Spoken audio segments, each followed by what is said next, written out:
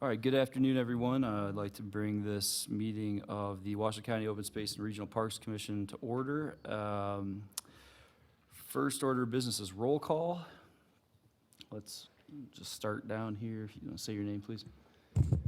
Thomas Gwynn. Nathan Daniel. Doug Doolittle. Carissa Tashiro. Matthew Weber. Chris Enzel. All right, looks like we have a quorum. Item 2 is Pledge of Allegiance. If you'd all stand. I pledge allegiance to the flag of the United States of America and to the republic for which it stands, one nation, under God, indivisible, with liberty and justice for all.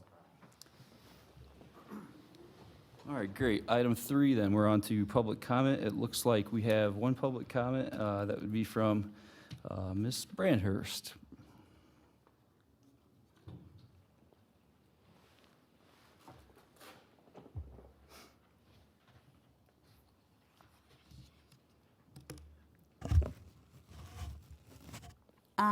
My name is Kathy Brandhorst, and I am the United States President. I just wanted to let you know we are still having problems where I live right now. My apartment has been condemned, and because of my neighbors next door. My neighbors are gruesome murderers. They do murder the U.S. military especially. I was outside watering one morning and I caught this by my eye. They put the gentleman invisible, knocked him down with the laser beam, and dragged him to my next door neighbor. Right after that, the blood and flesh started to splatter all over the rooms, all over the walls, the floors. And I just wanted to let you know, at that time, there were already 92 men and women from the U.S. military dead. But nobody really cares, I guess, because I even complained to the U.S. Air Force that they did need help on our property. But nobody has responded to help them. Nobody has been arrested, my neighbors especially next door, the murderers, the gruesome murderers. And they are still living next door.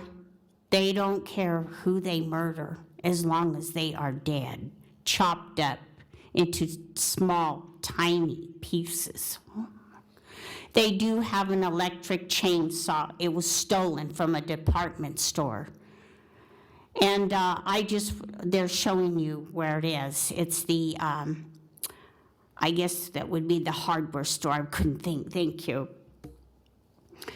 And these people can't even afford to buy nothing. They have to steal it from department stores, clothing, shoes. And if they are caught, they usually will murder the employees, the employers in the store, just to steal the items out of the store. Also, they will steal gasoline. And that day when I came off the bus, I am a bus rider.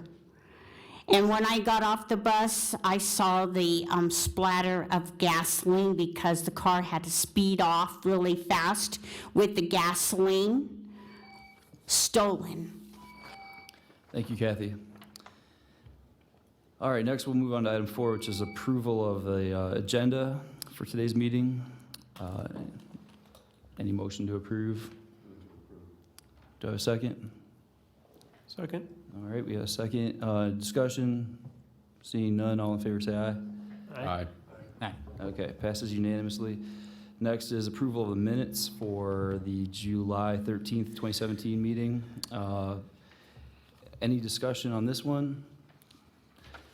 I have 2 points here. On item 15, which was Commissioner's comment, I thanked Julie Conway and Karen Mullen for their leadership in getting AB 379 passed into law.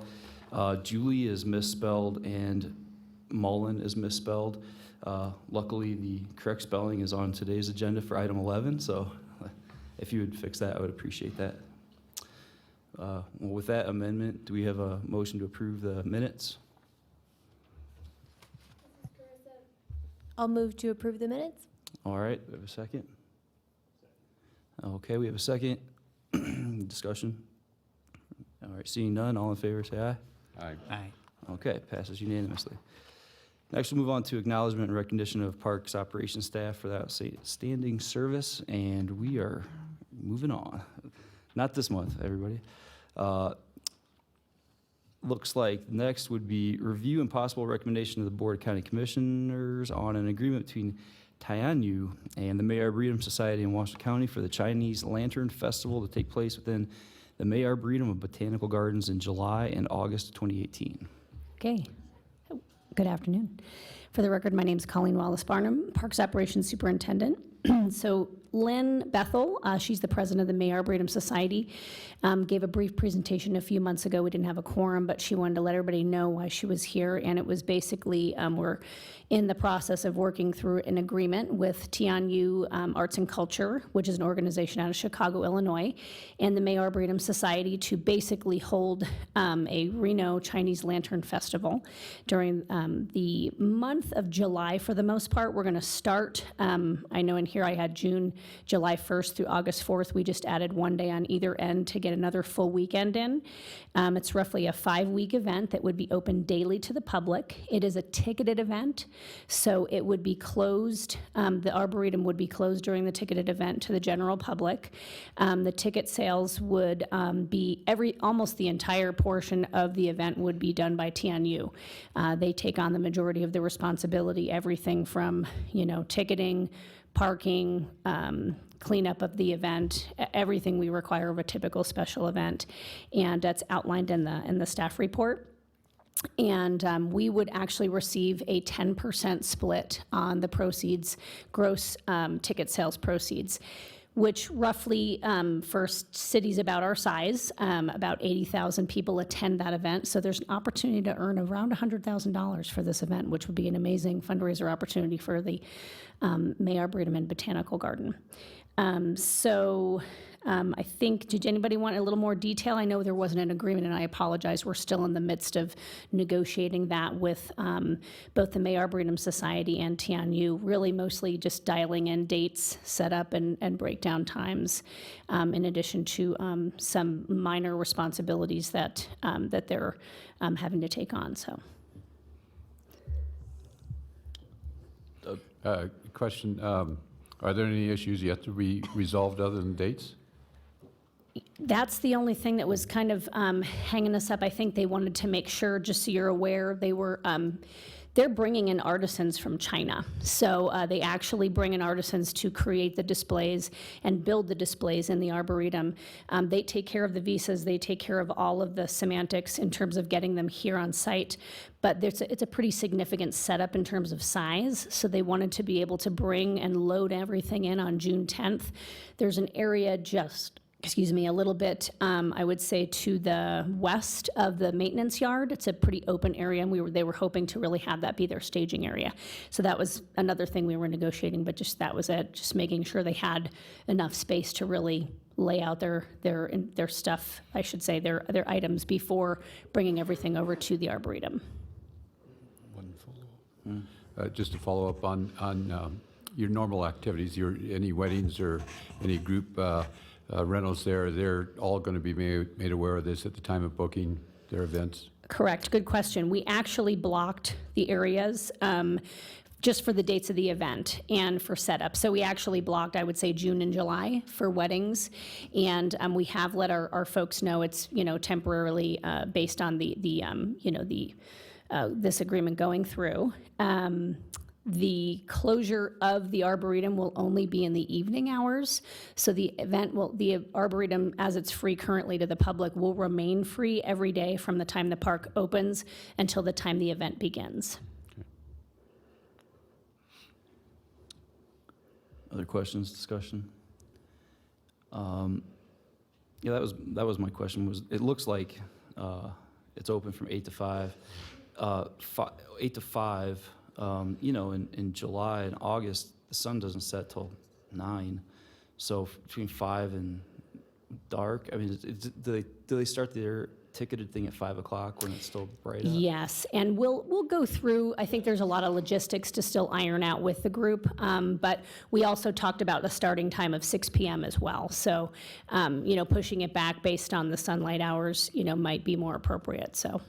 And then I assume, is this a co-sponsored event? The county is sponsoring this with the May Arboretum Society, so is anybody paying a fee for rental? There's no fee associated with this event because it's essentially a fundraiser for the Arboretum. So the May Arboretum Society, being sort of the fundraising arm of the Arboretum and Botanical Garden, is a third party on the agreement. Right, and that seems appropriate to me because the May Arboretum Society does a lot, and the more, if they can raise money for this and it goes back to the Arboretum, that's a good thing for the county, for sure. It would be, before I would feel comfortable voting in favor of this amendment, I'd like to see the agreement.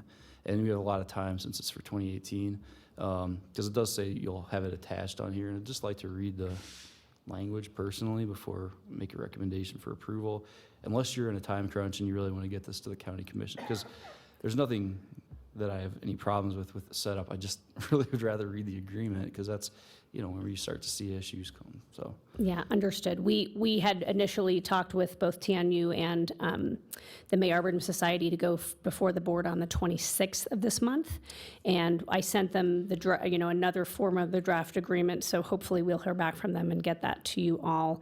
If you're not comfortable with it, we can push it back till October. It's up to you guys. I feel the same way, only because if the county commission asks if the park commission's seen the agreement and approve of the details in the agreement, I'd like to be able to say yes. Absolutely. Well, I don't know if that's the case for anyone else. If somebody would like to make a motion to approve or anything, go ahead. This would be a good time to do it. This is Carissa. Can I move to add this to next meeting's agenda once the agreement is available? A second. Okay, we have a motion and a second. Any other discussion? Seeing none, all in favor say aye. Aye. All right, that passes unanimously. Thank you. Okay, you bet. Yeah, looks like a really interesting event. I'm excited to go. All right, next, looks like we're gonna skip over point 8 until our Eagle Scout is able to be here. Next, we have a presentation on smoke-free parks by Kelly Seals, the Health Education Coordinator for Washington County Health District. And we have Director of Operations, Eric Crump, to introduce us. Thank you. For the record, Eric Crump with Washoe County's Community Services Department. So some of you may have remembered several months ago, we had a joint commission meeting with the City of Sparks and the City of Reno's Park Commission, as well as this board. There was a presentation from the Health District at that time about smoke-free parks. It sounded like at that point in time, there was kind of a desire to put together a working group, which we've done. That'll be our next item. But today, since there are many new faces on this park commission, today we have Kelly Sills from the Health District to give you a presentation on smoke-free parks.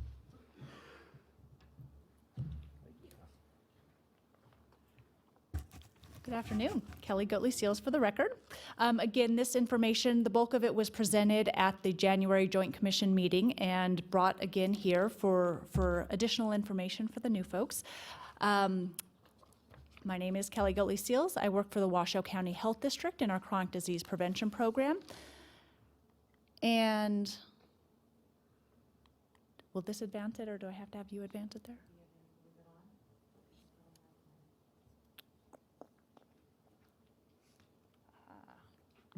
There we go. Just a brief presentation here with a few facts. The majority of folks in Washoe County, what the data shows is that 85% of our residents do not smoke. So when we start talking about creating smoke-free areas in our communities, just to know that the majority of our residents are not smokers. Tobacco-free environments are more family-friendly and less toxic to pets and wildlife. We do see impacts to pets and wildlife that get a hold of discarded tobacco products as well as young children. Cigarette waste is not biodegradable. We do see an impact to our waterways. The chemicals from the cigarette butts and discarded tobacco products can be seen as litter in our area, as well as those toxic chemicals to our waterways. Maintenance costs, some of you may be aware of this, are significant, 22 cents per pack for cleanup of cigarette waste, as found by a study done in San Francisco. And from the Keep America Beautiful organization, cleanup of parks and recreation areas, cigarette waste makes up 31.5% of the litter collected. So it is a significant component of the waste found in parks and open spaces. We have recently passed recreational marijuana, and we are going to be looking at some definitions of smoke-free, tobacco-free, vape-free, but when we're talking about smoking, a smoke-free ordinance could prohibit marijuana use in parks as well. When we look at tobacco, another thing that we talk about is the risk for fire in our dry climate. In the summers, when we have combustible tobacco products, it increases the risk of wildfires. So having a smoke-free policy in our parks and open spaces could help reduce the fire risk. Recreational facilities in our area have the opportunity to join nearly 1,500 other municipalities in enacting a smoke-free ordinance. I will point out that when this presentation was given back in January, that number was 1,300. There is a list that's put together by Americans for Non-Smokers' Rights, and between January and where we are now in September, I believe the new list came out in July. There were an additional 200 municipalities that were added to that list. So this is a growing trend throughout the United States. So looking at those definitions, what this means, smoke-free includes inhaling or exhaling lighted burning products. Typically that means combustible cigarettes would be considered smoking. In this case as well, with the marijuana, smoking would include lit marijuana products as well. Tobacco-free would additionally include all tobacco products, including spit tobacco. Vape-free would be the inhaling or exhaling of electronic cigarettes. The vaping folks, those that use electronic cigarettes, don't always consider themselves quote-unquote smokers. They do make a distinction, so a lot of times when we look at implementing these policies, we do have to make a distinction between smoke-free, vape-free, or include both smoke-free and vape-free in the wording, so that is inclusive of both. There are folks that have created designated smoking areas. For example, smoking is prohibited around playgrounds, picnic areas, sports fields, and other outdoor areas. It can be a 100% smoke-free area, where that it would be wherever it is on park property would be smoke-free. 100% tobacco-free, likewise, would not allow combustible tobacco, marijuana, spit tobacco, and chew. And then the vape-free would additionally prohibit the use of electronic cigarettes. Taking a look at our state, we have had some movement around this throughout our state. Incline Village has tobacco-free parks, beaches, trails, golf course, and ski resorts. And on the green sign there gives an example of the signs that they have used. It has been a voluntary policy that they put into place. It is not in their ordinance. Carson City uses smoke-free, vape-free signage. There's an example of their sign as well.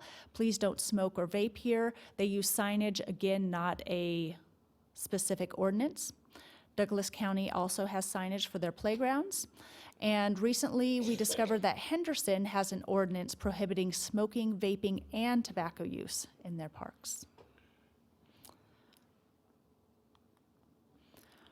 So again, looking at the types of ordinances and what they might include, a 100% smoke, tobacco, and vape-free ordinance.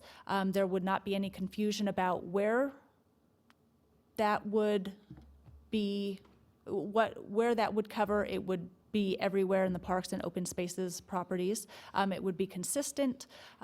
It would be cleaner. There would be no butt or spit tobacco. No secondhand smoke exposure. It would be easier to communicate. Supports the mission of Parks and Recreation. Create positive public image of the community, and could be easier to enforce. Any questions about the designated areas, kind of the flip side of that, how that would be maybe a little more unclear, harder to enforce? Yes. If you're taking questions, Is it okay to take questions? the on the definition side, when you have the definition that for designated areas, you stated all the things that where you're not to be smoking, and it's unclear to me. Designated areas should be defined differently so people understand what that term means, not what is not allowed in sections of the park that aren't designated. Does that make sense? Yes, I guess what I'm trying to show on this slide is 100% would include the entire park. If the decision was made, and that would be up to this group and the other commissions for the other jurisdictions to have the smoke-free areas just in certain areas, that's what I'm trying to show here. Does that help clarify, or did I not understand your question? It's still unclear to me what you're trying to do there, but I understand the concept, and I understand how you would go about it, and I guess when we get to that point, I would suggest that no parks, no smoking in any aspect of the park. Okay. I think this is something that has been, or is something that is considered by jurisdictions, whether or not they want to implement a 100% smoke-free, or if they want to just do this in designated areas. So it would be a decision that would have to be made. And to let the group know that there is support and resources within the community. Folks that we have talked to, there is model ordinance language from the Americans for Non-Smokers' Rights. There is expertise from my office as well as other folks within the community, including Nevada Cancer Coalition and some of our other partners with the Nevada Tobacco Prevention Coalition. And we have the ability to tap into those community resources if we need to kind of build support within the community and show that to decision makers. And that is all I have. And I believe that the next piece of this discussion is going to be an update on what has happened since January when these discussions began at the Joint Commission meeting. Is that correct? Okay. Any other questions for myself? All right, well then, seeing none, thank you very much, Kelly. Appreciate your presentation. That was excellent. And we'll move on to item 10, which is update and discussion on smoke-free parks joint agency working group.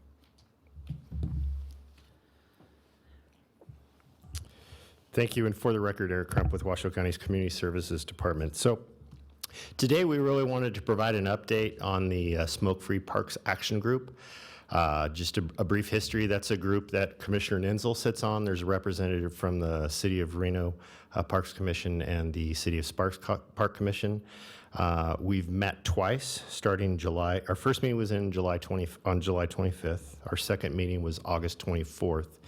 We've purposely canceled the September meeting, so we'll be meeting in late October with the idea that we'll be able to bring this in front of our respective boards a couple of times. So today is really just to have a discussion, maybe give some ideas as to where this commission would like to go, and in October we can bring something back in the form of a staff report with some staff recommendations based on your feedback, so you can vote on something. Today's item is an action item. If you feel you want to vote today, it's certainly not necessary. So with that, there are basically 3 questions that have come up out of the action group that each of them are bringing back to their respective boards. The first question is, do we want to develop a policy, or do we want to make it more law-bound, so ordinance or county code? So that's kind of question 1. Question 2 would be, do we want to go after, I shouldn't say go after, do we want to address smoking in parks, or do we want to address tobacco use in parks? So if we tried to address tobacco use in parks, that would cover like chew, that type of thing, so non-smoking tobacco versus just smoking tobacco.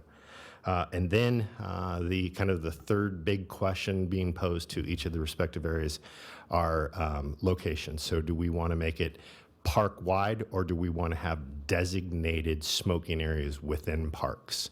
And if you have comments or questions relative to any 3 of those questions, I certainly would like to hear them, and we may be able to tell you some of kind of our concerns as well as staff. So. All right, well, I'd just first like to thank you for putting this on the agenda as an action item. I appreciate that. So, yeah, discussion. Chris Nansel for the record. So just to add on, what the director has said has pretty much been the case.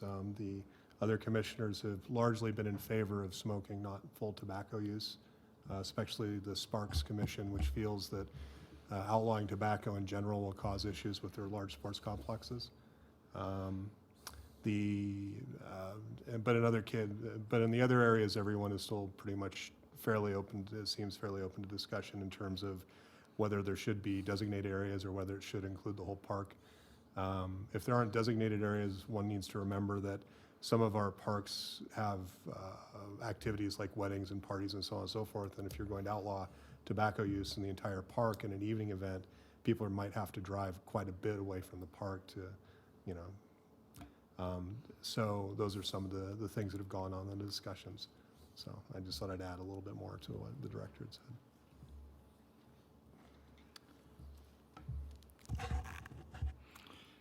Doug Doolittle.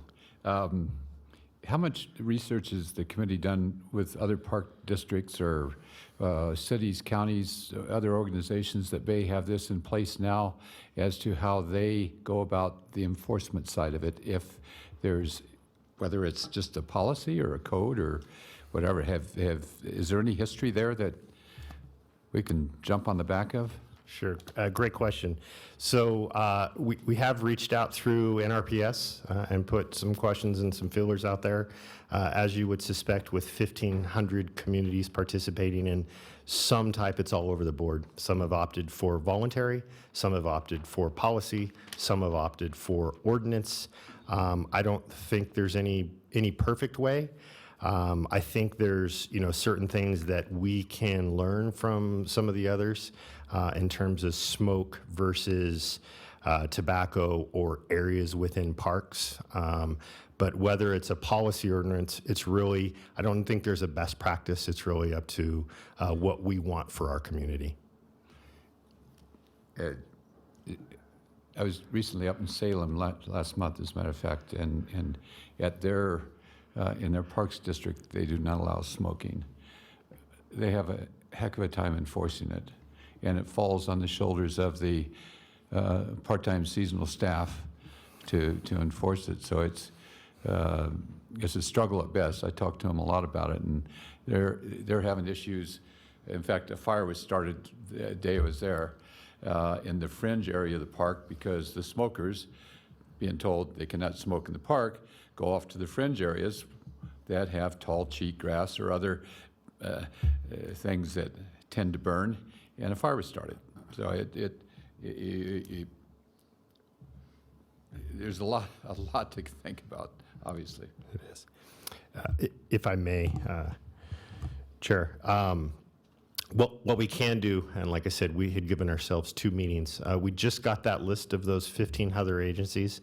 We're kind of seeing on those lists who has similar demographics. We can reach out to them and find out if they've learned anything. We've done that with a few. I don't have that information at the end of my fingertips. The director with City of Sparks, Tracy Dominguez, has really done an outstanding job of doing some of that research, so we can bring it back some of that. Carissa Teixeira, I'm just wondering, with respect to the first question about whether you should develop a policy or implement an ordinance, what are the differences regarding enforcement ability between the two, and then also a timeline for implementation? I don't know how long it takes to get an ordinance passed or how that process works. That's a great question. And I may defer to our deputy district attorney. Policy is just that. It can be a department policy that we take forward. It could be approved by the board. It has no teeth, so to speak. So you're not breaking the law. You're simply breaking a policy. If it's an ordinance, it's in our county code and it is law. So there's an enforcement component. Currently, park staff do not have enforcement authority. So although let's assume it was approved as an ordinance, park staff could not issue a citation based on smoking. But we could bring in law enforcement if it got that bad. I couldn't see us getting there. I couldn't see our sheriff's office responding to people smoking in parks. So I hope that answers your question. Yeah. I'm sorry, you had a follow-up question on how long it would take. So changing county code through our ordinance, it takes 2-3 meetings. Help me out here.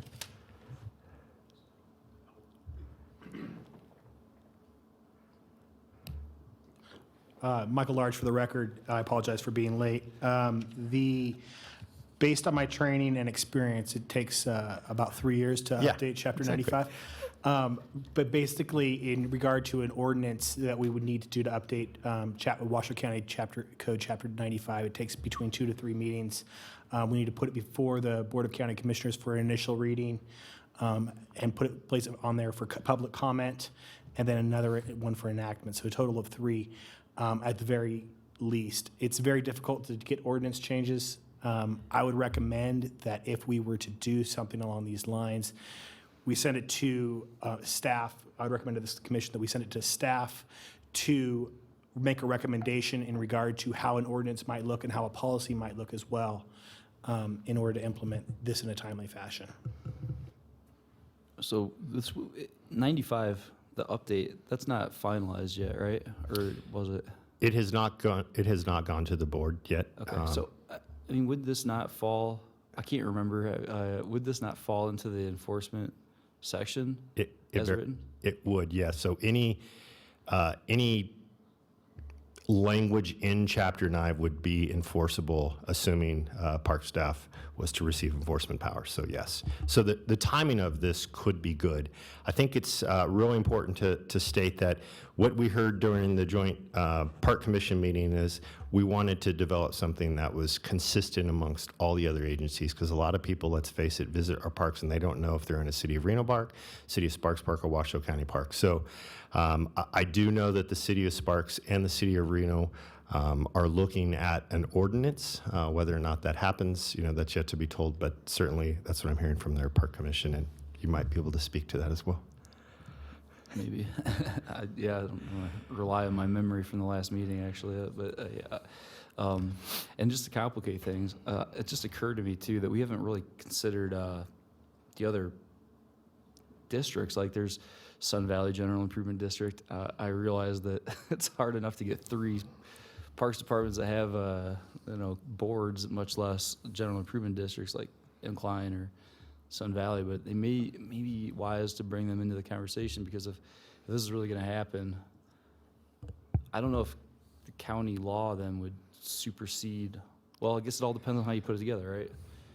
Yes, it would. And so Chapter 95 is specific to Washoe County parks, not Washoe County. So even though another entity may have a park within Washoe County, that doesn't make it a Washoe County park. It just simply makes it another agency's park within Washoe County, and our Chapter 95 does not relate to this. Have you guys talked to them at all, or? Not Sun Valley. That's an excellent question. I will tell you that Carson City has joined this action group. I don't know that our community gets Carson City and us mixed up, but they're certainly wanting to do something at the same time. Thank you.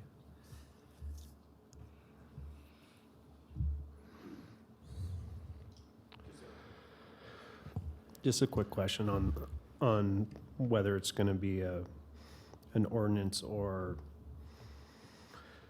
I guess, a rule.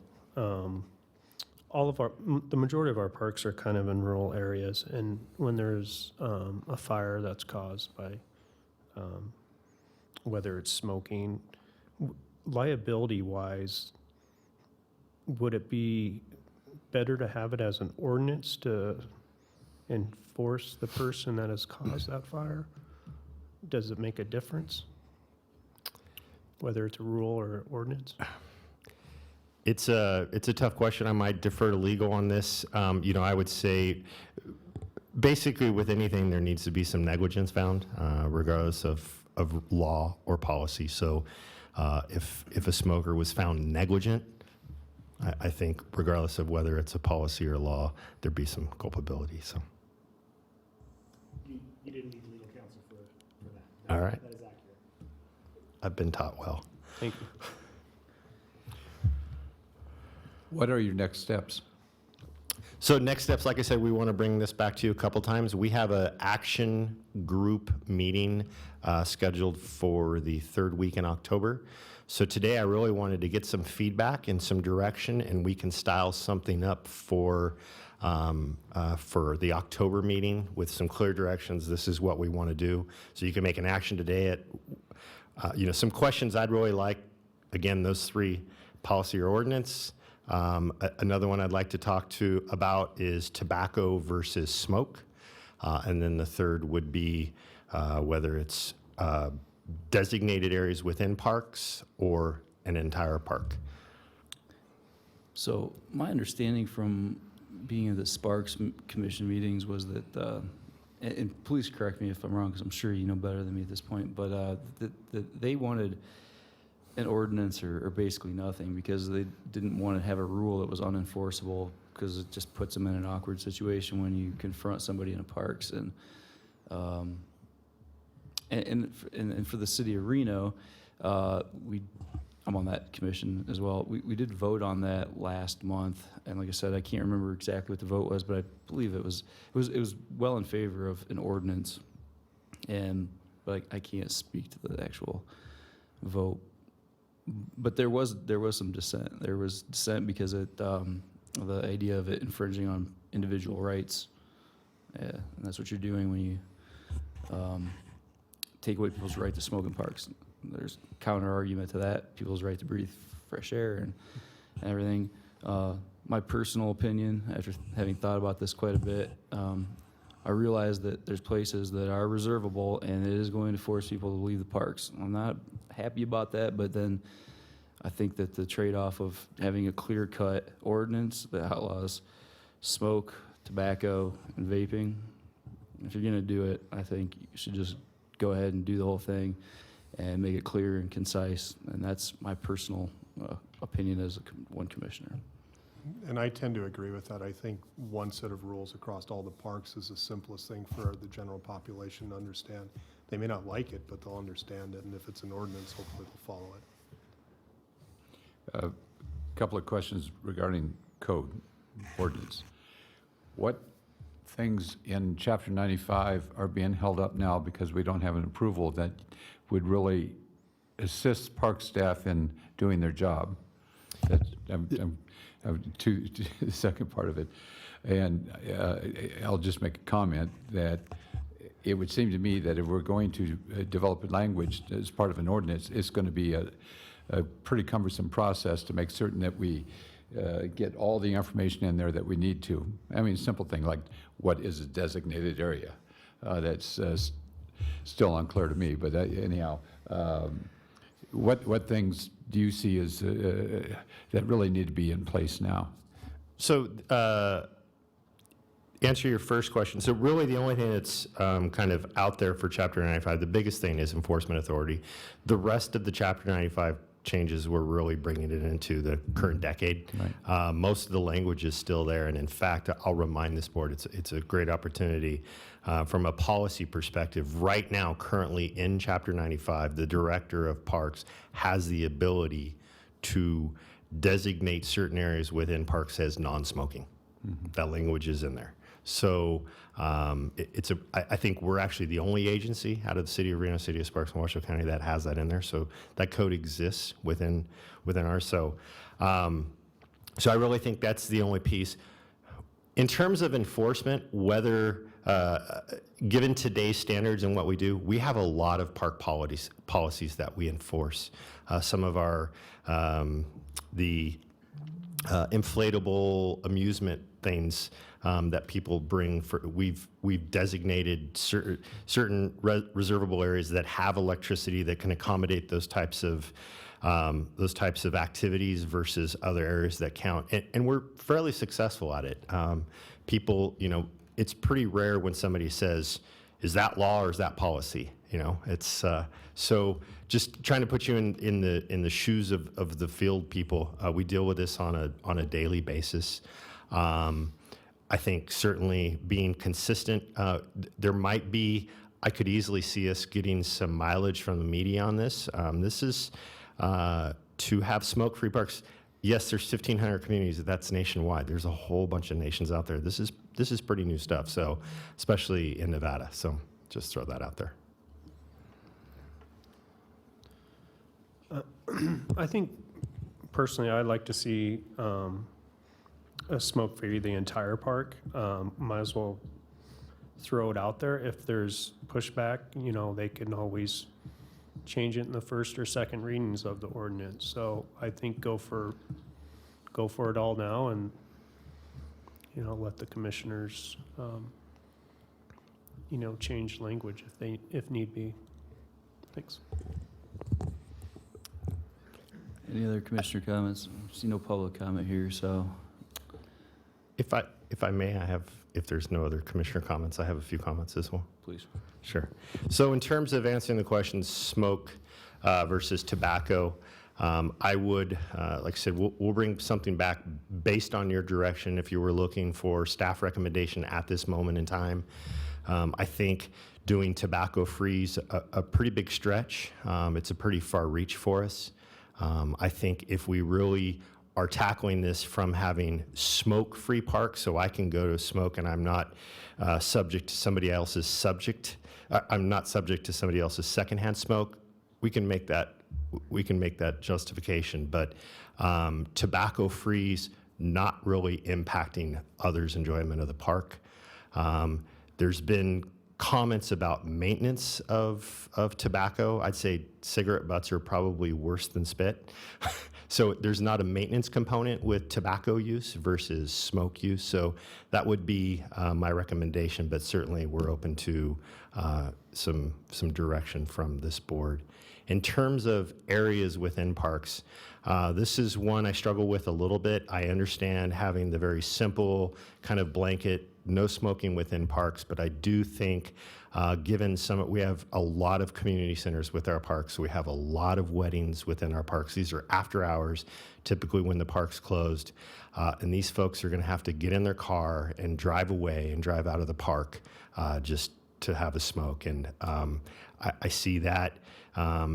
We can do certain things with that. The other commissions are kind of talking about this as well. They recognize that could be a challenge. And so I can tell you this particular facility, the board adopted a policy not too long ago relative to smoke-free, and we designated smoking areas at this complex and their signage as such. So it can be done. I know it's not clean and simple, but the pushback that staff will get on people having to drive out of the park to smoke might be a challenge. Undoubtedly. Mr. Chair, if I may. Mr. Crump, Michael Arch for the record. Has there been discussion in regard to smoke-free application to marijuana usage? I understand that it's illegal, but it's something that needs to be taken into consideration in regard to we only specify tobacco-related smoke, or tobacco, the prevention of the smoke-free park might encompass a broader array.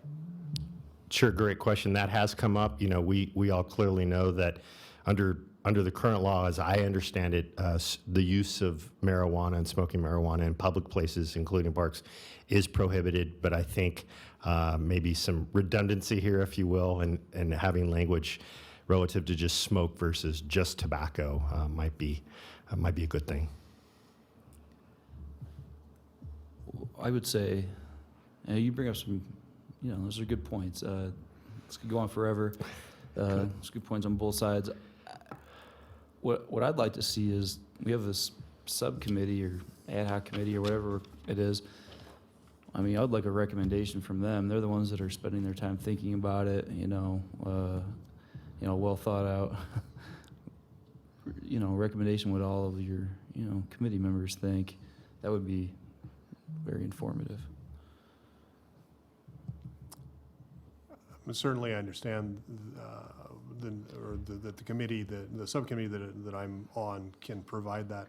But certainly we'd like to take this committee's recommendations back to that committee so that we know what the will of this committee is.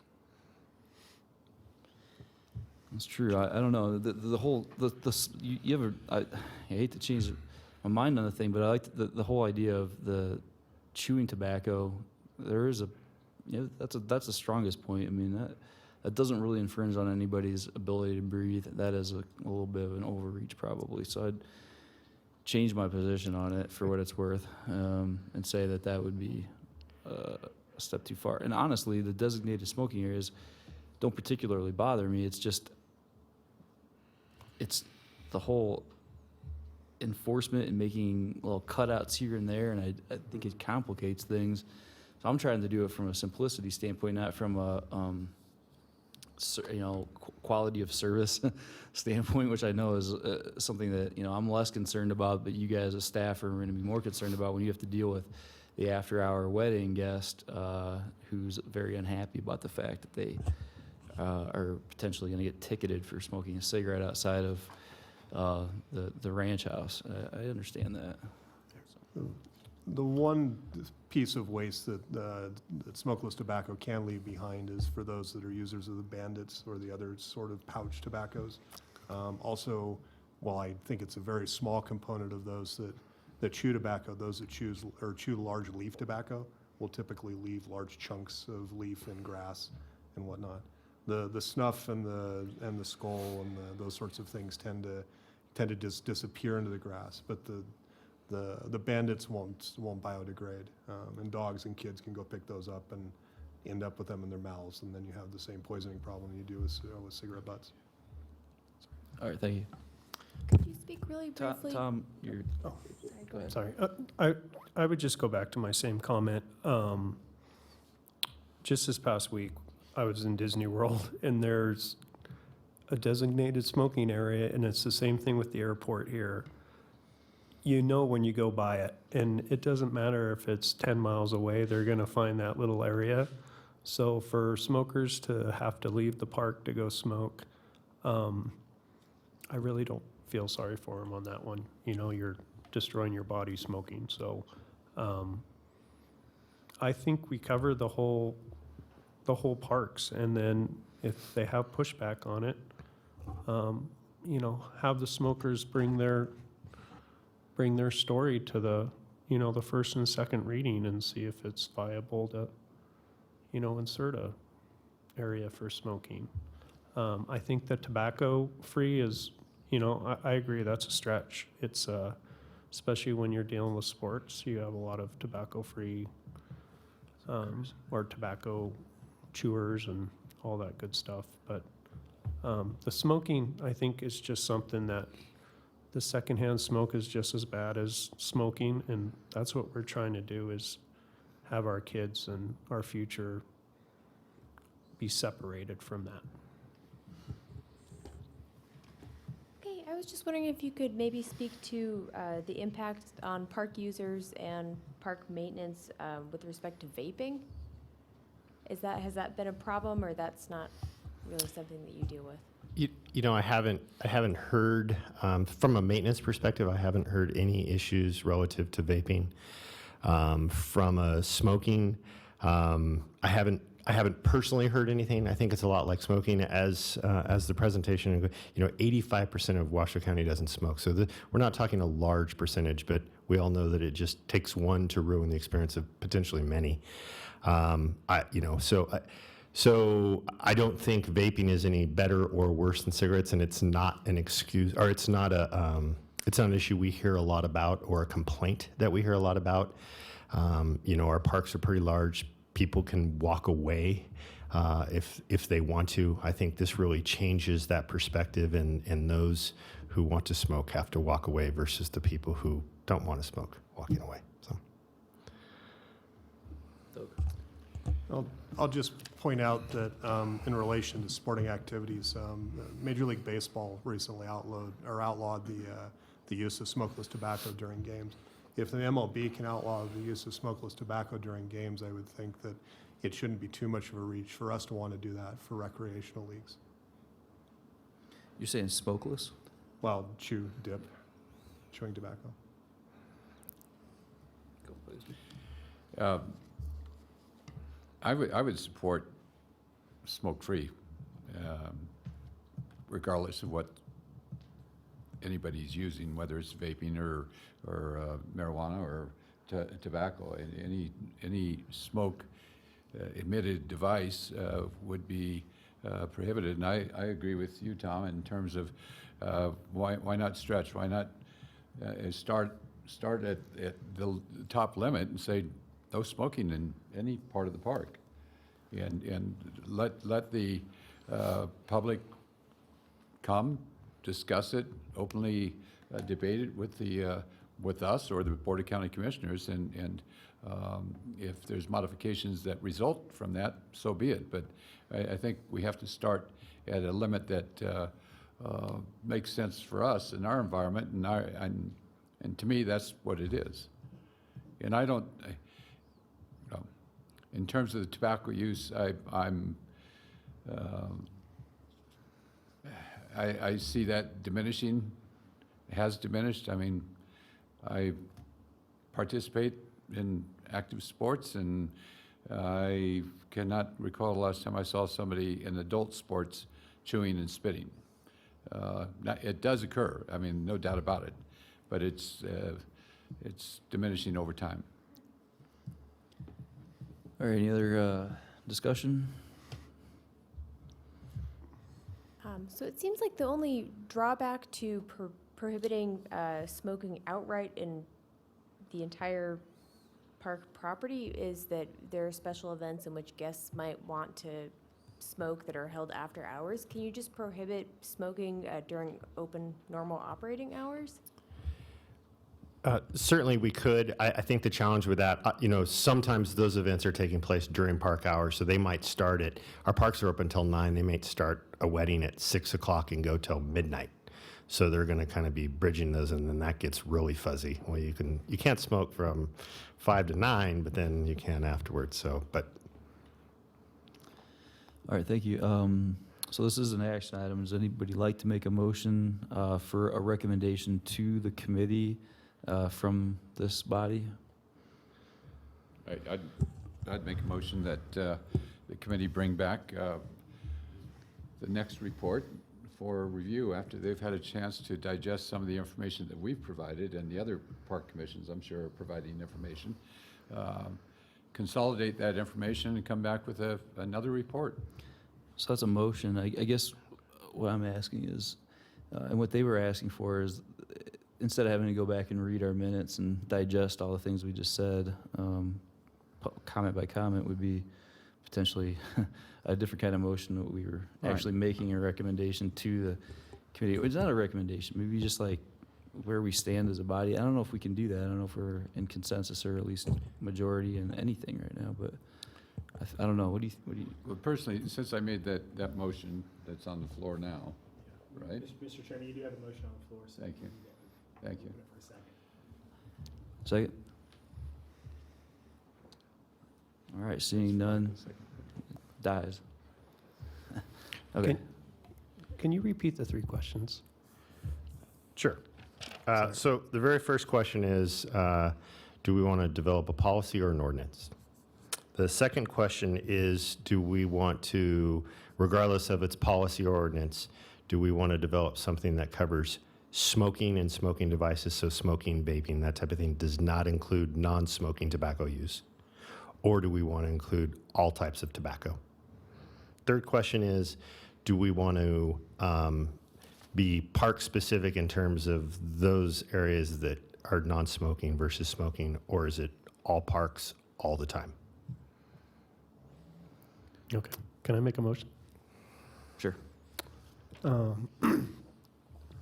I move for staff to come up with an ordinance that is smoke-free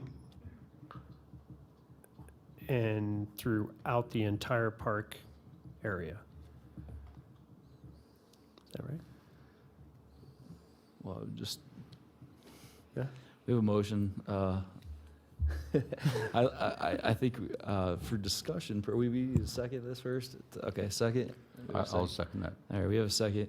Discussion would be, are you including vape in that? And I think it's important to distinguish between the two because we should, because other people will.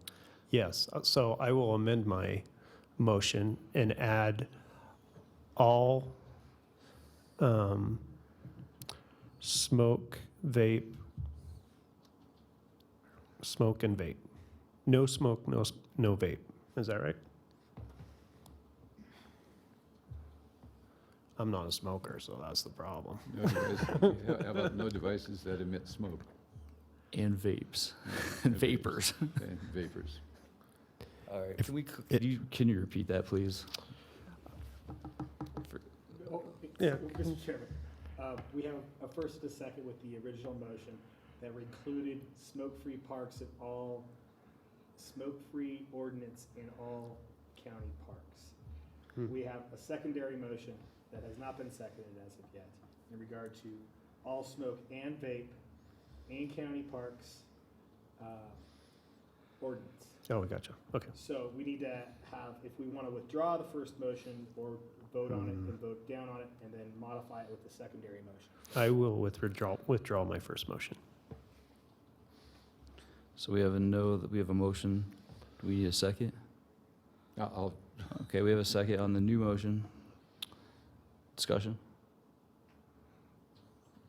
Okay, I just want to clarify. So my second motion is an ordinance, staff to come up with an ordinance for a vape-free, smoke-free entire park area within Washoe County, any park area within Washoe County. Ordinance, yes. Yes. discussion?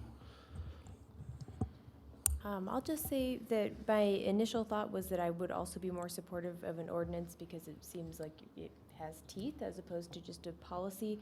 The impression that I got was that having a policy might be a little bit easier to implement sooner, and that having an ordinance versus a policy might not actually, as a practical matter, enhance enforceability, just because you were saying that likely the sheriff's office is not going to respond to help enforce, so it will be a park staff person on the ground, you know, explaining a policy versus an ordinance. It may make no difference. I just wanted to bring that up. I mean, I do like the idea of something that's enforceable as a legal matter, but Commissioner? If I'm understanding the motion correctly, then if we pass this motion, then staff will go forward and create the ordinance. Is that correct? It sounds like they would draft, well, I mean, it's up to staff to do what they want. We're So, advisory body, but, I mean, yeah, if they took our recommendation, then they would draft. Then I would just point out that the Smoke-Free Commission is still working with with Sparks and Carson City to ensure that we're unified. And it might be a little bit premature to draft an ordinance. And I We might want totally to go agree. back to that subcommittee with our recommendations that this is the way we would like to go and see if everybody's on the same page. And once we come back from that, look at the ordinance. I agree with that completely myself. So, having discussion, all in favor, please put your hand up. 2, those against? Okay, so motion fails. Mr. Chairman, may I make a motion? Yes, please. I would like to move that I take to the subcommittee the idea that the Washoe County Open Spaces Committee supports an ordinance with a smoke-free rule with vape-free across all the parks. I'll second that. Okay, discussion? Seeing none, all in favor say aye. Aye. Passes unanimously. Okay, Thank good. you. Thank you, Director. Thanks, Eric. Okay, it looks like we're going to go back to item 8, which is a presentation by the Eagle Scout candidate Cody Shobley on his rebuilt section of fencing around the old pool at Bowers Mansion Regional Park.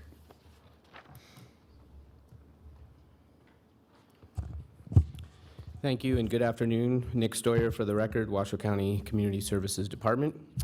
Today's Eagle Scout project presentation is brought to you by Mr. Cody Scoble from Troop 107.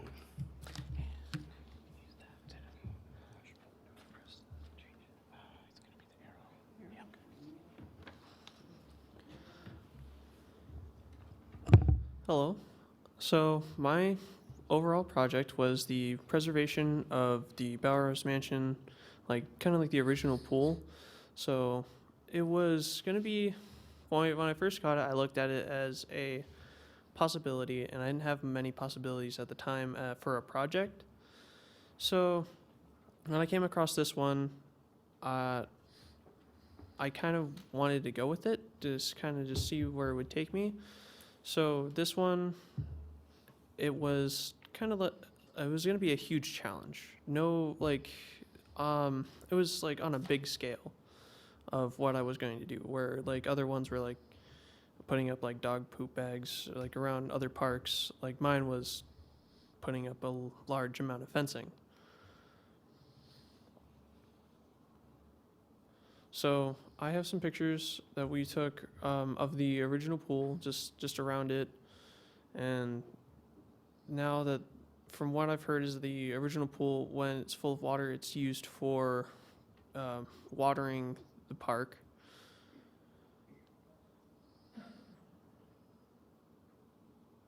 So this is what the old sections of the old fence used to look like.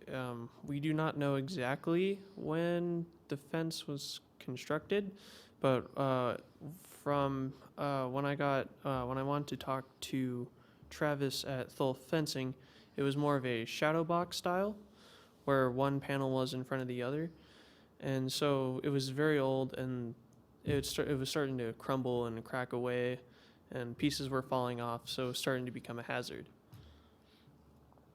Here's some more sections of the part that I had to get removed, that we were going to remove, and then a picture of the gate that we had to work with of repairing the fence.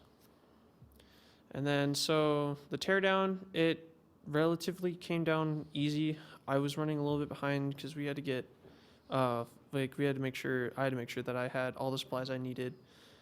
And so when I got there, the fence came down, from what I heard, it came down relatively easily. There was no trouble of like any boards like still sticking to the wood. It just kind of crumbled away, and we did our best as we were tearing down the fence to try and salvage any other boards. And so what our hope was with the boards that we could salvage is that they could be repurposed instead of just thrown away. But since the fence was very old and very fragile, it was very hard to try and get some of the wood to kind of like tear down, take it off, and try and repurpose it. We tried. We got a few boards that we could repurpose, but most of it just mostly shattered.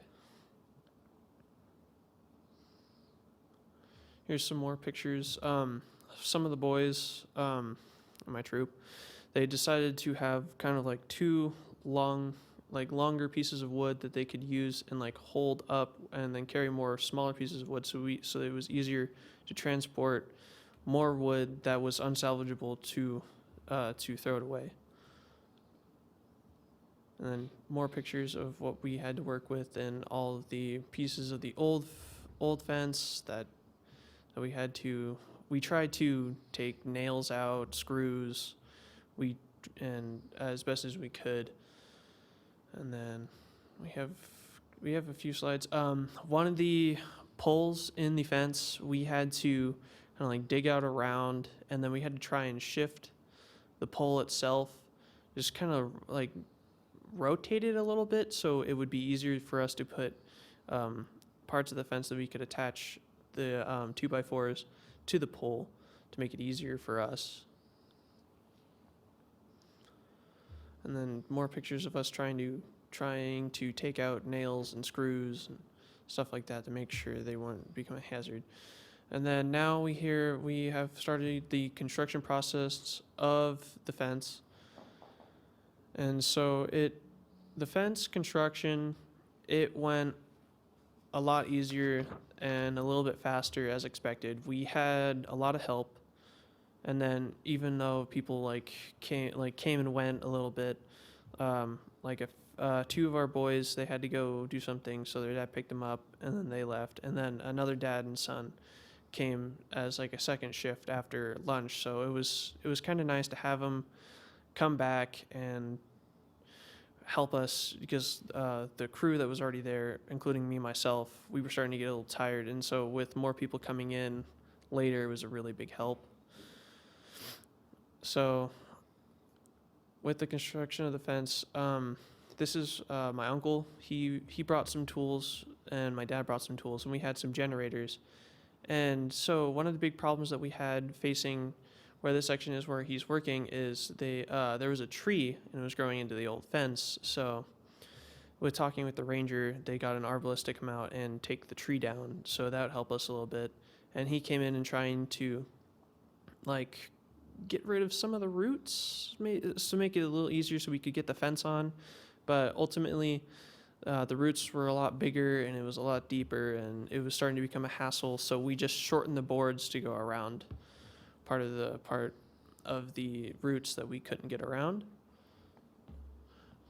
And then here, we mostly had the adults use the power tools, so none of the boys would get hurt. So we just left the boys on getting nails removed and taking trash and other things to the dumpsters. And so that was all part of our construction process. And then this is where we started working on the gate.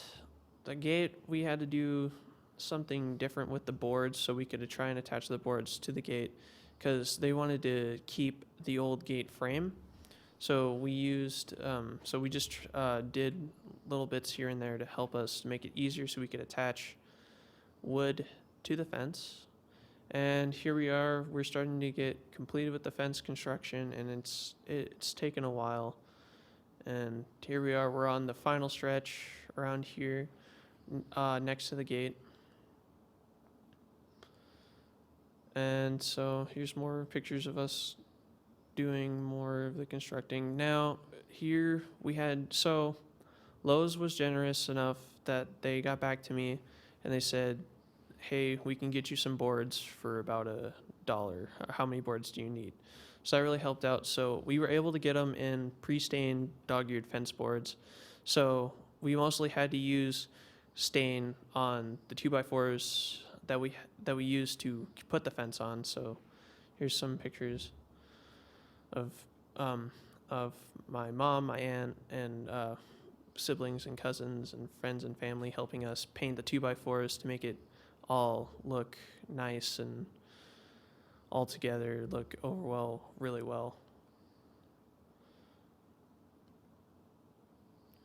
And so this is the long section. It was the longest section that we had to replace. Let's see, thinking back, I think we measured it out to be 52 feet, I think, or it was 52 feet altogether. And then the shorter section and the gate wasn't going to be much of a problem. It was more of that giant, large section because it was longer, more, and the tree was in the way, but then they got the arborist and we had to move the one pole. But overall, we were able to finish it, and then we had about 20 volunteers, and with a total from 3 days that we worked a Friday night, all day Saturday, and then a Sunday morning, and that all turned out to be 162 hours. So then here's everybody here that we took quite a few pictures of the groups of everybody that helped out. And then here's my thank you page to sponsors and people who helped me cover my project. And that's it. Great, thank you. Comments? Thank you for all your hard work. It looks great. Thank you. Thank you. That's a big contribution. Go ahead. Just to echo that, thank you very much. Volunteers are very important to the Washington County Parks and Open Space Department, and your contribution will not go unnoticed. It really is a great deal of work that you put in, and the hardest part is just organizing everybody, so thanks for doing that. Thank you. Yeah, and having seen other Eagle Scout projects, I would say that's one of the more complicated ones we've seen. Just the number of hours you put in was higher than 95% of other projects, just guessing the number, but the value, you're just shy of $4,000 in volunteer time that you brought in and provided for the county. So that's a substantial amount of resource that the county simply does not have to put toward park maintenance issues. So things like this are just incredibly valuable for helping deal with some of the deferred maintenance issues like a fence that needs to be replaced. So I think that's really incredibly valuable. Your PowerPoint was good. Some really fantastic transition slides there. Those, I haven't seen those. So yeah, good job, sir. Thank you. All right, thank you.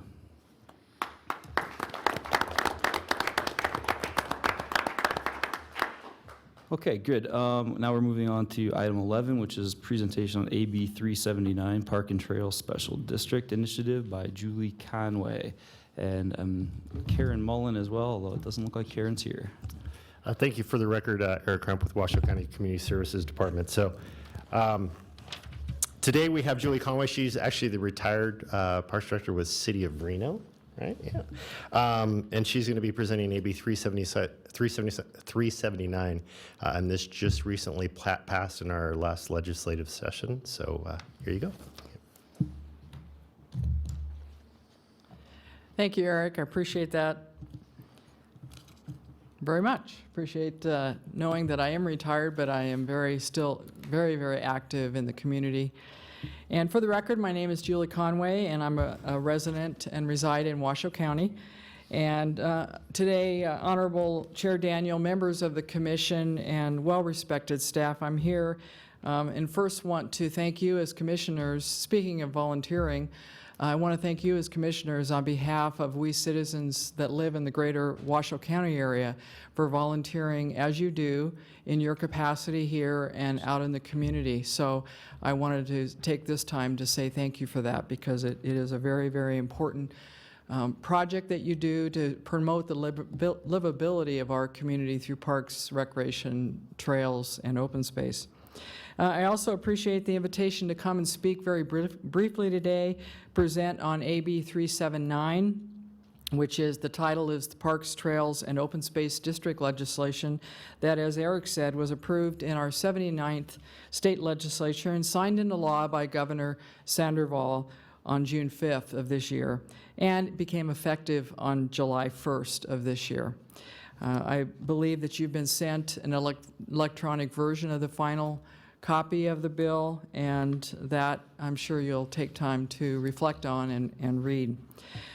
Just by way of background, the actual statute will reside in Title 25 of the Nevada Revised Statute, which is entitled Public Organizations for Community Service, and it has and will warrant its own chapter. So that will not show up until January or February of 2018. It does take that long to put it into the final form. So I'm here again to briefly summarize and certainly respond to any clarifications that you would like. I want to summarize the essence of the bill and the background of the bill, how it came to be. Let me say first that the bill is a statewide bill, meaning it is for the entire state of Nevada, not just, it was not just created and developed, and it was passed by the legislature for the entire state of Nevada, and was written in its language to be flexible, to apply to a potential of situations that may arise throughout the state. So it is really depends upon each community to decide what it would like to do with this particular legislation and then enact it in its own way. It is entirely optional for a community within the state of Nevada to participate. There is no mandate by anyone or by the language of this bill to participate in the bill. It is an option. And I also wanted to highlight it that in the development of this, there are about 1,400 at a minimum Parks and Recreation Special Service Districts throughout the United States. So we are now in our community one of them. So with that background, why did this come about, and who promoted it, if you will, towards to the legislature to review? Assemblywoman Amber Joyner from the Washoe County District 24 saw a need for this type of legislation and rallied a group of grassroots effort citizens that mostly were in northern Nevada, but there were some in southern Nevada. And as you are aware, in northern Nevada, as throughout the state, through the recession, the area has experienced significant reductions in resources for all public services, not only parks, recreation, open space, and trails. And through that, I believe that was the impetus for this draft bill to come forward through Assemblywoman Amber Joyner, and she was and is very concerned about the status of the funding, the resources, and in essence, the focus on making sure that our livability is secured. And we look forward in vision to making sure that parks, recreation, trails, open space, natural areas are protected, our waterways. And that was the reason that this came about at this time. Again, this statewide initiative was born out of Chapter 318, and without getting too much into the details of it, Chapter 318 in the Nevada Revised Statute, which I'll refer to as NRS, Chapter 318 focuses on general improvement districts. And so under 318, it already allowed for some recreation parks, open space districts to be developed, and in fact, in our area, the Sun Valley Special District, as well as Incline Village GID, they offer some parks and recreation trails services, and will continue to be governed under Chapter 318 of NRS. So with that additional background, what occurred was, and again with the leadership of Assemblywoman Joyner, is that the Chapter 318 was not robust enough to really address what is happening not only now, but going into the future, and the growth that is occurring not only in northern Nevada, but throughout the state of Nevada. And she saw a need to make a real focus and an effort for making sure that we have a manner and a way to provide parks, recreation, open space, trail support throughout the state. And so with that being said, she initiated a draft bill, a BDR, brought it forward to her colleagues, and through the process over the legislative period in this last legislature, this particular AB 379 was born. And specifically, it was proposed and created to provide our community another tool, and a more specific tool related only to parks and recreation. So this new chapter in Title 25 that I've given you the title of is specifically for parks, trails, open space, and recreation, which is a very, very exciting prospect, because we have not had this before, and there are other states that do. We have not. And this provides us a basis, a tool to use for communities in the future to better govern, to better fund, to put better focus on these services for our livability. And this concept was also imagined, and it was also identified in the City of Reno's vision document that they're currently undertaking. And again, as I mentioned, this is different than Chapter 318 and the details related to Parks and Recreation, in that it focuses its whole specific goal is to make sure that the items within this particular legislation focus on being able to provide the best service and the best type of governance for parks, open space, trails, and recreation.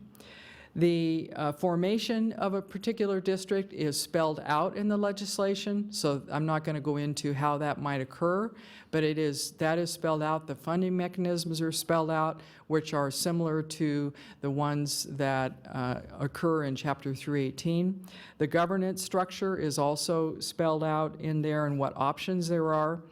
And also there are staffing and management details that are identified in AB 379, which will be, as I mentioned, the future into Chapter 25. So there are a variety of details that are provided in the actual legislation that are well thought out by not only the Assemblywoman, but she participated and worked with many stakeholders, her colleagues and other stakeholders that were at the table through the legislation process to make it a more wide-reaching bill for the entire state. And so with that, I would say that the next steps on this for a community that would like to move forward on forming a special district, that it would start with some type of feasibility study to identify the areas that it would be that would be covered, the funding mechanism, what is going on in that area related to parks, recreation, community services, trails, what other agencies are providing services, and how a special district might form and be managed and be funded. So those are the types of elements that would be included in a feasibility study. At this time, I know of none that, because this just was approved in July, I know of none that has begun in this effort. But what she and the grassroots citizens really, their focus was to lay the groundwork for the future and to allow this to be an additional tool in the toolbox that didn't currently and didn't previously exist. And that is the purpose of this. And it allows a lot of flexibility for each community to develop its own services within that, to work with other citizens and agencies within the area in which it might develop, and to move it forward with the focus and the goal of providing the ultimate best service to the community.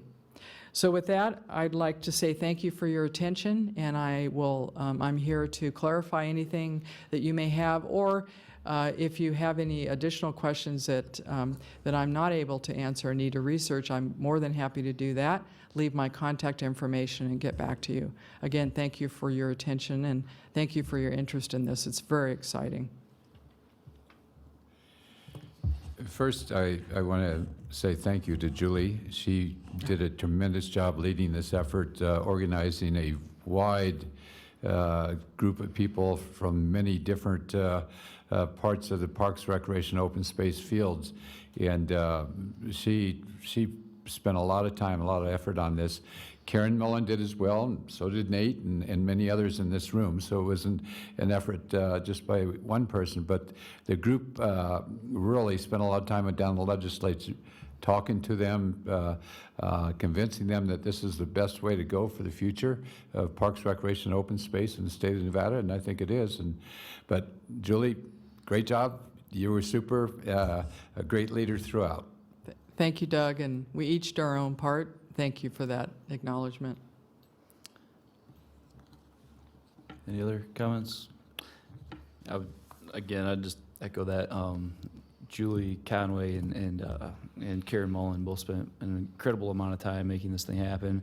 I know you spent some nights down with Assemblywoman Joyner, making sure that the rework, this thing moved around a lot, and there were several pinch points where really it was Assemblywoman Joyner was like the linchpin, the champion that made this happen. There was places where this thing would have died if anybody hadn't had the tenacity that she did. So it was really great to see that. So thank you again, Julie. You did a fantastic job. I appreciate the recognition. It takes all of us to do this, and I hope we keep you updated on this. And if you have any questions that come after you read the actual text, do not hesitate to let your chair know, and I'd be more than happy to answer those. Thank you. Yeah, thank you. And I'm just going to throw another real quick plug in here for Amber Joyner. There's a thing called the Golden Pinecone Awards, which is a nomination for people that are in the community that are environmental leaders. And I might suggest that she would be a great nominee if anyone was thinking about nominating somebody this year. Okay, on to the next item, which is the Park of the Month, which this year, or month, is an aquatics update.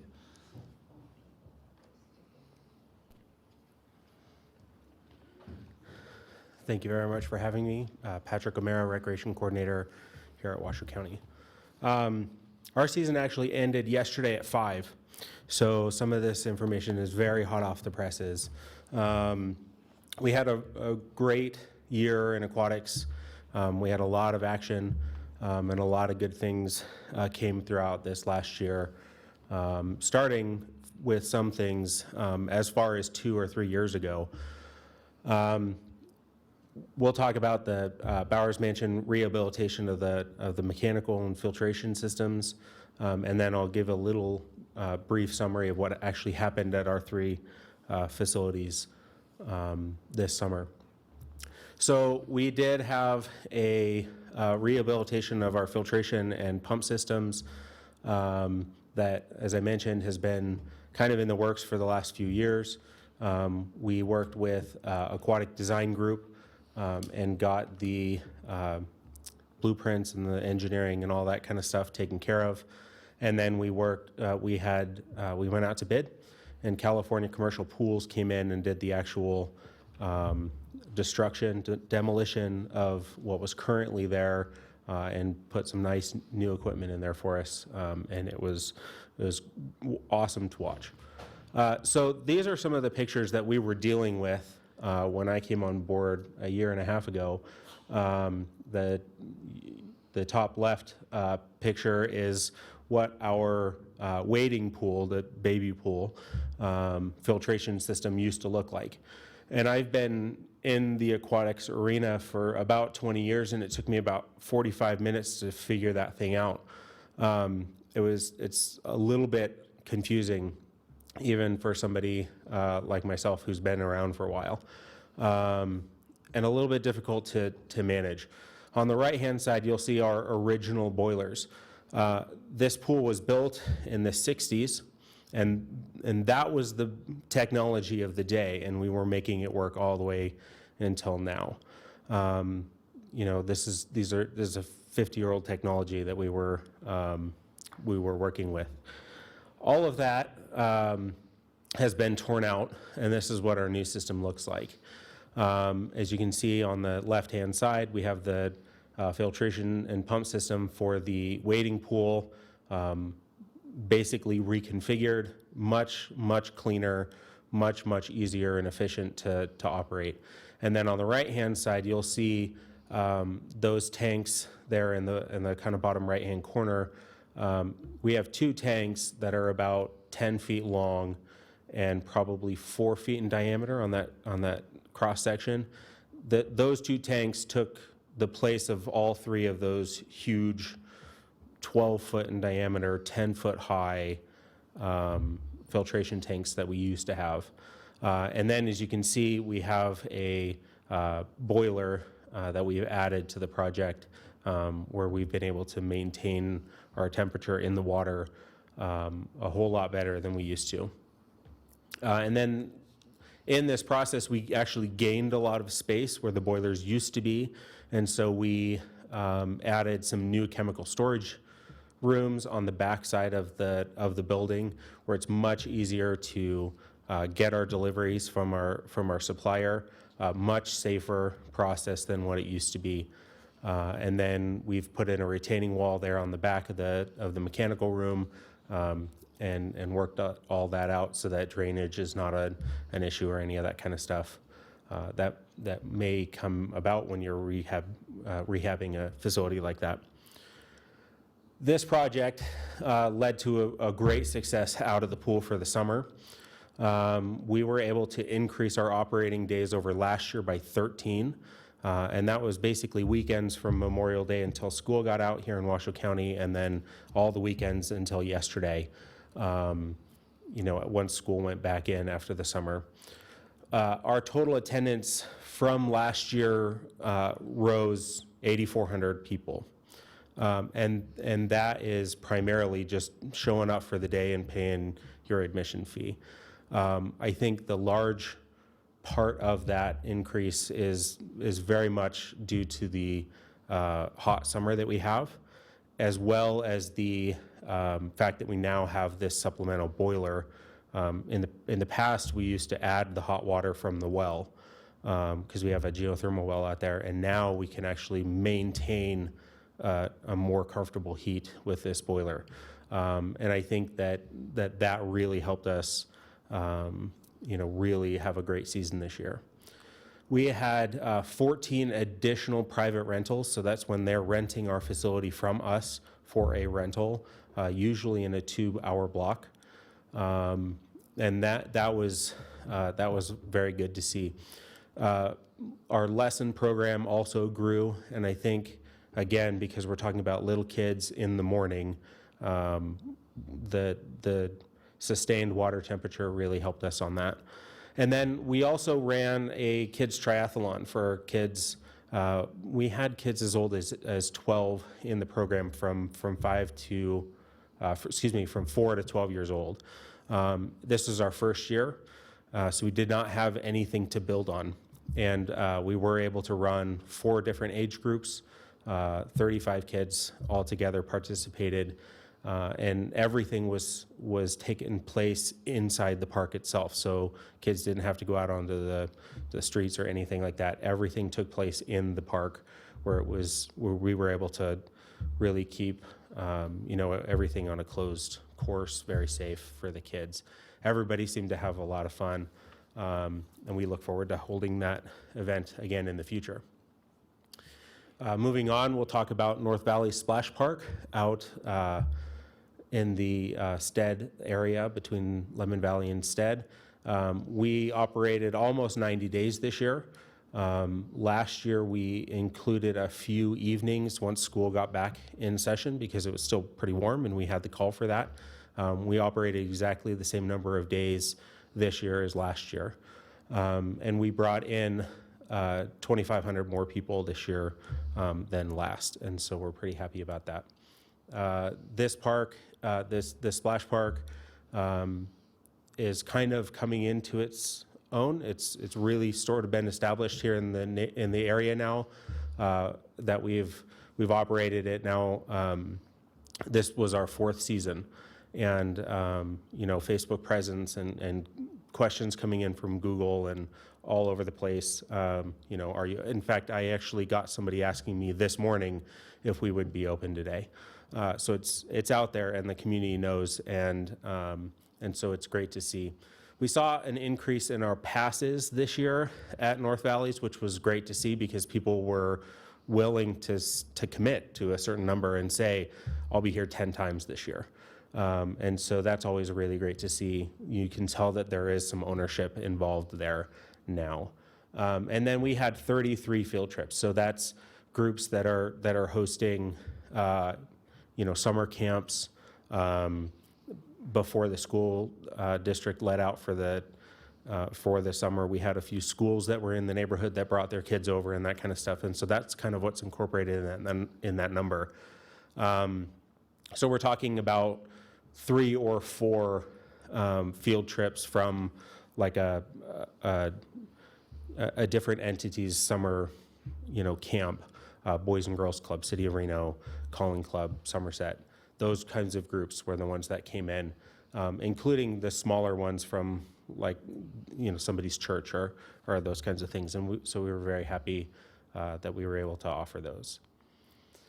Emilio Gaspari is our older water park, very well established, very well loved out in the Spanish Springs area. It is at Lazy 5 Regional Park. This year, we were able to operate all 7 days of the week. In the past, it's been only 5 of the 7 days. And even though we got a late start out there and actually started the Saturday after school got out, for the summer. We were able to add 9 days to the number of operating days, so we were pretty happy about that. And we had attendance also go up. We had 43 pavilion rentals, which is good out there because we only have 2 of them, and those are primarily done on the weekends. So a lot of 3 and 4 rentals a day. We had 15 field trips from the organizations that are kind of in that area, and then we played partial host to our 2017 employee picnic. And those numbers were not actually incorporated in the total attendance because they just got wristbands. They didn't pay us at the door. So that's, those numbers are over and above that attendance number. So if anybody has any questions or anything, I'm happy to answer those. But otherwise, thank you very much. And I look forward to seeing you guys next time. Comments, questions? I just wanted to say, it looked like you doubled the number of attendees then at Bowers. Yeah, actually, it was a little higher than that. Yeah, it looked like Last year was around 7,500, and we added almost 8,500 this year. So we had a great year, and my staff probably hated it because they were always busy, but they did a great job. So that's fantastic. I mean, that I don't know if that, like you said, it was a hot summer. So, well, it was the hottest summer ever. So it had something to do with it probably. But it also does help that you have new filtration systems. And I think people know that, and the fact they can get in the water and it's a consistent temperature, you come back when you have a good experience. So right. Good facilities equal, good usage. So I'm glad to see that. And a lot of that, correct me if I'm wrong, a lot of that funding came from, it was a grant from Pennington? Yeah, the entire construction figure that I was showing you, over $400,000, came from the William and Pennington Foundation as a grant. Yeah, I know you've thanked them multiple times, but I just want to thank them again. Yeah, absolutely. Because that's just amazing. It's a huge difference. Thank you. Thank you. Okay, next park reports. Oh, and also for the record, I'm sure you got this, Joanna, but 356, Doug Doolittle left. Thank you. For the record, Colleen Wallace-Barnum, Parks Operations Superintendent. I'll be brief in my updates. Just a few special events that have taken place in the last month. Robert C. Hawkins Amphitheater, there was the Sound of Music series by the Sierra Nevada Performing Arts Association. They had 8 performances and 7 rehearsal dates, so almost half the month they were at the Hawkins Amphitheater performing for our community. The Bowers Mansion Bluegrass Festival went off again without a hitch. It's the 32nd year in a row that festival's been taking place at that park, and it's always well received. The new maintenance shop at Bartley Ranch will be erected soon. The concrete footing has been poured, so you'll see a new facility there. Just so you're aware, back in 2011 when the Collin Fire took place, we did lose some structures. The insurance money is being used to build this new maintenance shop, and that park's been operating for 20 years without a maintenance shop, so the staff is thrilled to be able to have a place to do their work indoors. Reno 5000 put on a running event in late August at Bowers Mansion with over 700 participants, and upcoming is Edible Pedal. Edible Pedal is run by the Reno Rotary, and they usually get about 1,000 participants for that event. In the north, Lazy 5 Music Series wrapped up. Average attendance of roughly 500 per program, which is just a great series for the Spanish Springs community. Hot August Nights, so the Vintage Trailer Rally that was brought to this commission a few months back. It was a successful event. About 25 vintage trailers were out on the turf at Rancho San Rafael Park. It was a little smaller than they expected, but really well received by the public. People could walk through and tour all of those vintage trailers, and they're hoping to build it again for next year, and we look forward to working with them on that. The Washoe County Employee Picnic took place at Lazy 5. We had about 700 participants that came out and enjoyed food trucks and water play park at Emilio Gaspari, and I guess a Nerf gun war as well. And then just upcoming, obviously, this week, Great Reno Balloon Race. So if you haven't gotten a chance, please see Joanna. There should be passes for our park commissioners if you're interested, and we'll try to make sure we get those to you in a timely fashion. And then one last thing I want to make sure you are aware of, we have at the Wilbur D. May Museum, the Sherlock Holmes Clock Tower Mystery Exhibition through October 29th. So if you don't get haven't got a chance, and I think I gave passes to everyone. If I haven't, please see me afterwards. I'll be happy to get you a pass. And the Wilbur D. May Arboretum and Botanical Garden is going to get 2 more AmeriCorps positions, which is great for that operation. One is going to be funded by the May Arboretum Society, and one will be funded by the Turkey Meadows Parks Foundation. So, and then I do have Cheryl Surface and Dennis Troy here to do a park planning update. And if, I'm just going to add to that too. I am affiliated with Turkey Meadows Parks Foundation, but just so you know the numbers, you know, that's a $31,000 cash grant that the Parks Foundation makes to the county to have those 2 members there. Last year was $40,000. I don't think we ever recognized that. I take responsibility for not making that clear, but I think it's important to know that, you know, it's $70,000 over 2 years the Parks Foundation gave to the county. So thank you. Yeah, thank you. Thanks, Colleen. For the record, Cheryl Surface, Natural Resource Planner. Just a couple of updates off our park planning list. The Ballardini Ranch property acquisition, we have the offer letter in the attorney's hands. So we're really happy about that, hoping to get that to the property owners for the review in the immediate future. Like tomorrow. Like tomorrow, yes. Bowers Mansion, we've hired a historical architect. He's putting together a plan to do some additional rehabilitation at the historical Bowers Mansion, including some repairs that we had some water damage over the winter to the roof and the chimneys. So expecting to get that plan in our hands within the next week or 2, and then we'll go out to contract to start working on Bowers Mansion once again. Eastern Sierra Trails Coalition, we've got on the books our 3rd annual summit, which will be held November 3rd. You'll all receive an invitation to the summit. It will be held in Carson City this year at the Carson Parks and Rec Department building there.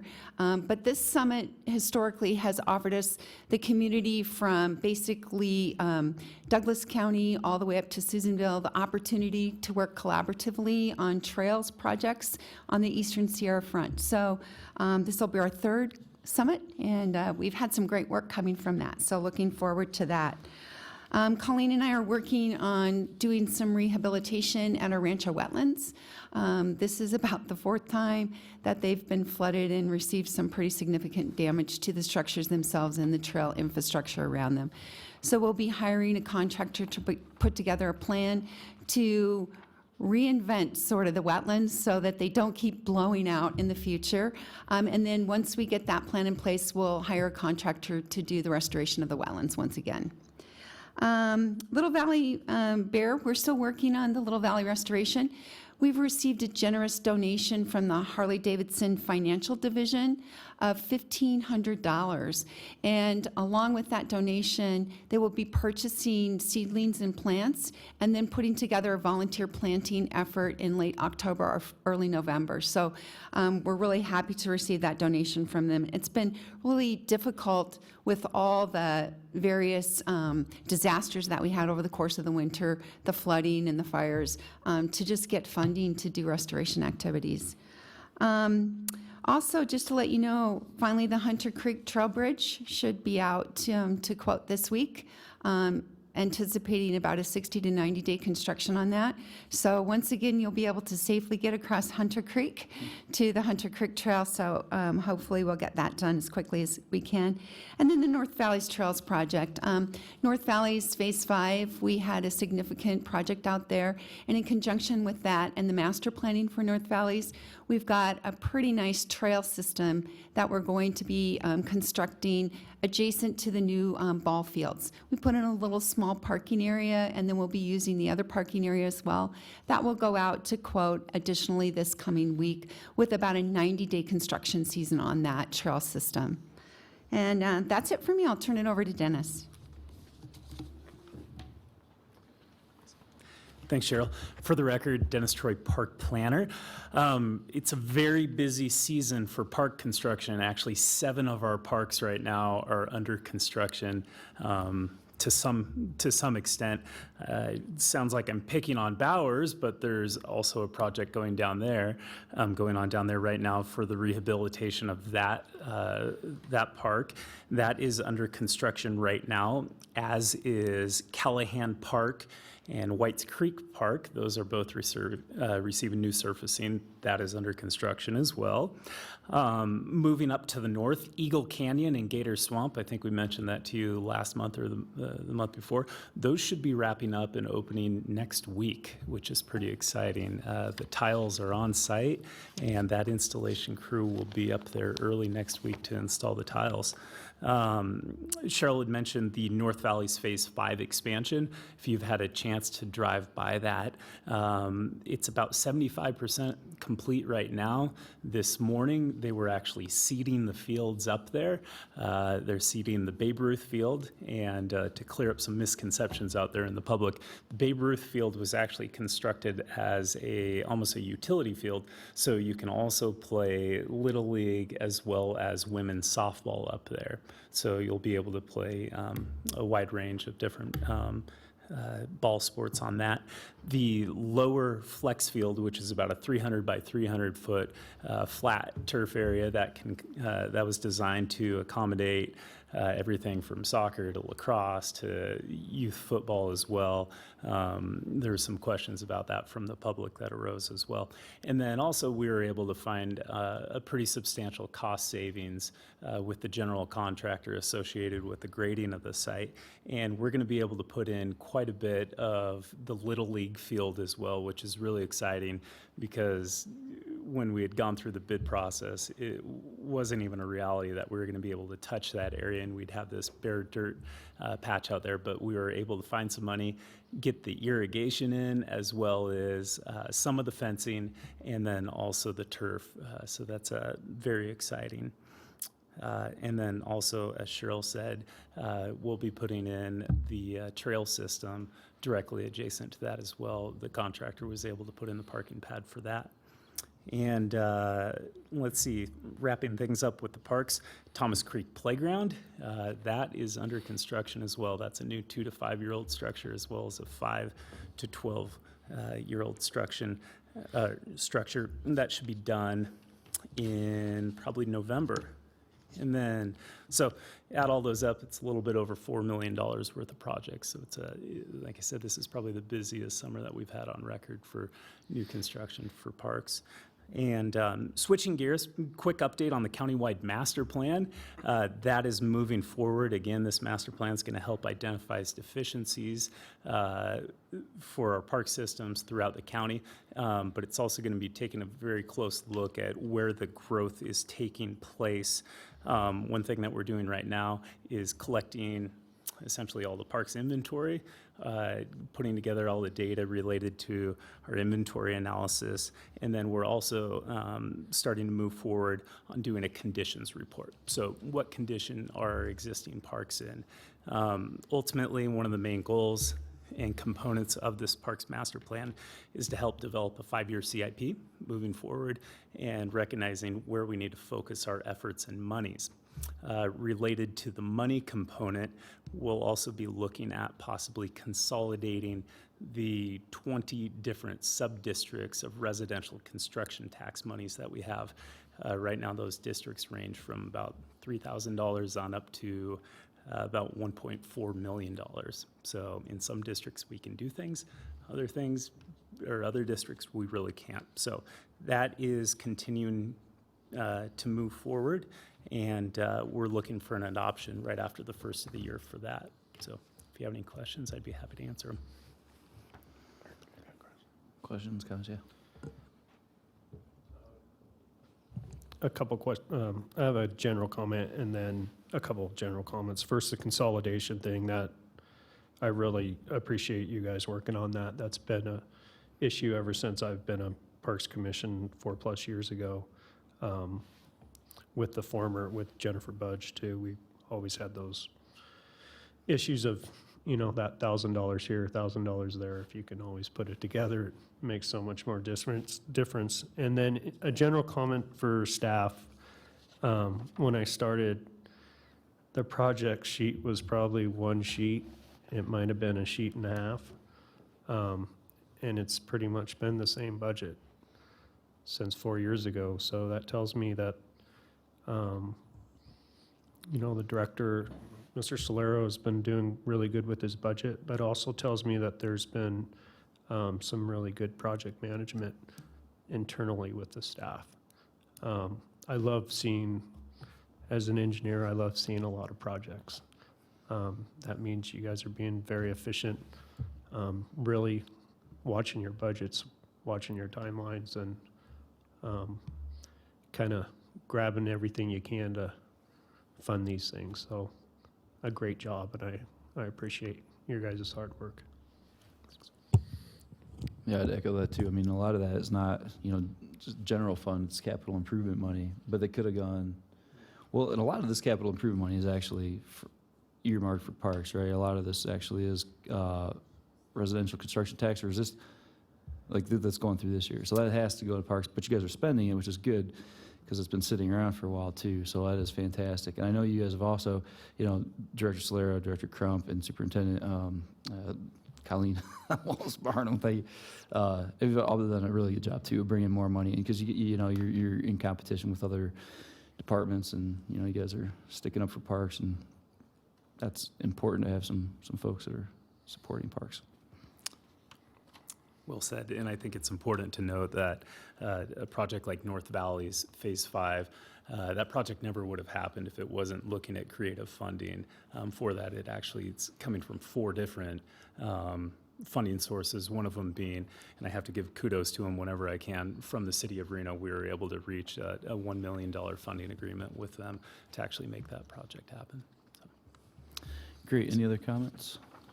Actually, Mr. Chairman, while we're on the subject of kudos to people, I want to, in regard to the Ballardini property, I want to be specifically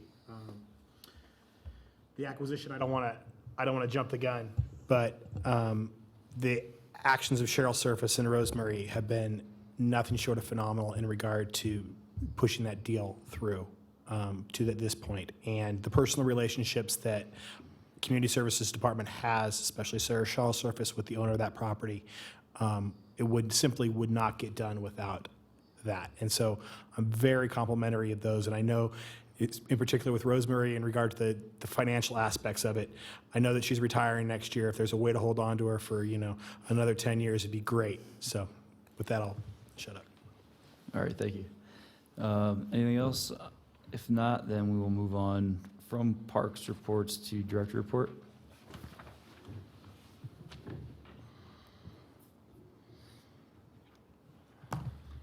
Good afternoon. For the record, Dave Solero, Director of Community Services Department. A couple of items this afternoon. It was my pleasure last week to represent Washoe County at the ribbon cutting ceremony for the greenhouse at Rancho San Rafael. So if you happen to be driving by on Sierra Street right there behind Archie's and you see a nice greenhouse, that's a Washoe County facility, and Bill Carlos and staff up there are going to have a good time working through the hiccups of starting a greenhouse and really getting things going. But I have all faith in staff that they'll be able to do great things with that.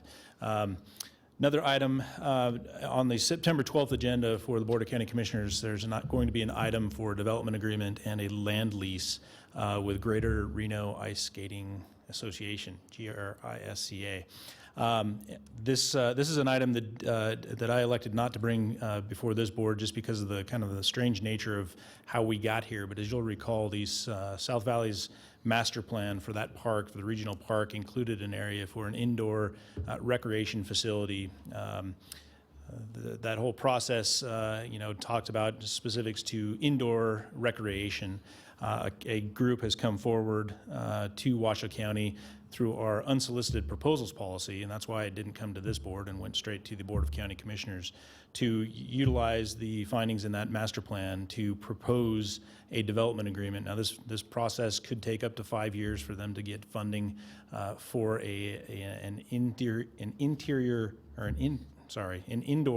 ice skating facility.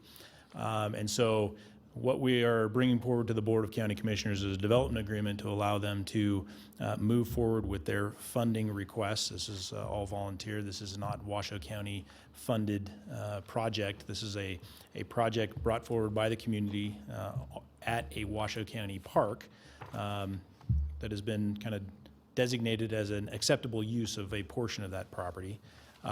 Something that the community feels that this community needs, however, is not part of our mission to provide indoor ice skating for the community. So we're trying to partner with a group to bring this to reality. And so, again, I made the decision to take that directly to the Board of County Commissioners. It's had a long and storied history kind of going through this process.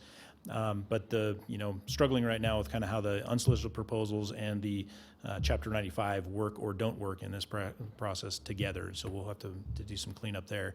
But I did want to bring it to your attention in case you're passionate one way or another about ice skating in the community. There will be an opportunity at the September 12th board meeting to either voice your concern or your support for this project at South Valley's Regional Park. So with that, those are the two items for update that I have, and I'm willing to take any questions you may have. Questions or comments? No, I was curious about that, and in this case, I don't know, it does seem like something we might want to look at. I'm not sure I understand your rationale, but I don't know. Well, I will let you know it's still early in the process, and I will make sure that I bring back at least any plans, those sorts of things. Staff is going to have an opportunity to review all of those sorts of things, location on kind of how things lay out, those sorts of things. If I can bring them here and get them in front of you for comment, I'll certainly do that. I think that. I mean, there's some questions. Who's going to maintain and operate, right? I'm sure those are all the things you're dealing with right now. We don't need to see it at this point by any means, but it's going to have a long-term fiscal impact on the county park's ability to do its job, which it clearly would if, depending upon how it was written. I think we would want to look at it. But. Right. That is one of the things that we are making sure we're covering. This is a proposal brought to Washoe County, and that's one of the reasons it's taken so much time, is to make sure that Washoe County is completely covered with this process, so that we don't end up with something that we're going to have to own and maintain that we currently don't own and maintain and operate. So it's been quite a journey. And an expensive one at that, an ice skating rink, All right, thank you, Director. Any comments, concern? Okay, thank you, sir. Is it still Director? It is, thank you. It's not Assistant County Manager? No, sir. Okay. Is that another item on the September 12th agenda? That may or may not be. I can leave it at that. All right, Commissioner comments? Comments, concerns? I have a couple comments. First of all, I'd like to thank the County Commission for reappointing me to my second term. I don't know, I always get nervous when Mr. Solero calls me. I don't know what's going on, so I do appreciate the reappointment. Secondly, just on the volunteer report, I just want to give Wayne Fitch kudos. He volunteered 122 hours in August. That's pretty awesome. That's almost full-time volunteering. And then thirdly, for the Reno hot air balloon race, I heard rumblings that it almost didn't happen. And I heard that Washoe County really stepped up to make sure that this event continued. Being born and raised here, I go to that every year, and it's a tradition for my entire family. So whoever did in Washoe County, I appreciate that, and hopefully next year others will step up. Thanks. All right, any other comments?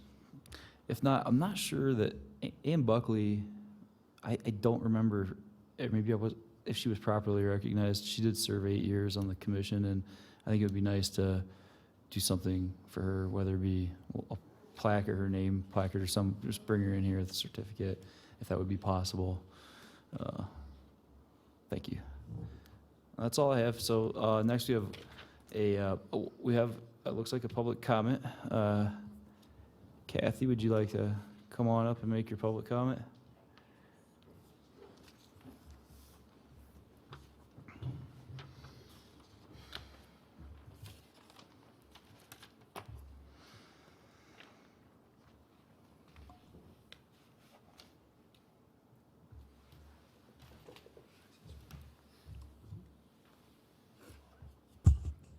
My name is Kathy Brandhorst, and I'm also the United States President. I am very much concerned about the poles and wires being put up in the parks.